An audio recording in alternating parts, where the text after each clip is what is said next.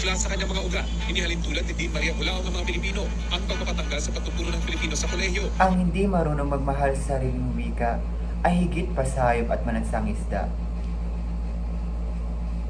Sa panahon ng globalisasyon, mabilis ang pagbabago. Teknolohiya, kultura at komunikasyon, lahat ay konektado na sa buong mundo. Pero sa gitna ng lahat ng ito, may isang bagay na hindi dapat natin mawala. Ang ating sariling wika, ang wikang Filipino. Ang wikang Filipino ay hindi lang simpleng paraan ng pakikipag-usap.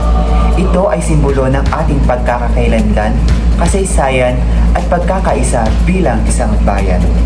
Mahalaga na gamitin at paunlarin natin ang wikang Filipino. Hindi ito hadlang sa pag-unlad, kasama natin ito sa pag-uunlad.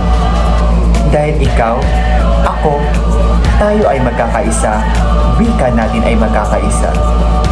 Kaya't gamitin natin ang wikang Filipino, ipagmalaki natin ito, dahil kapag buhay ang wika, buhay ang kultura.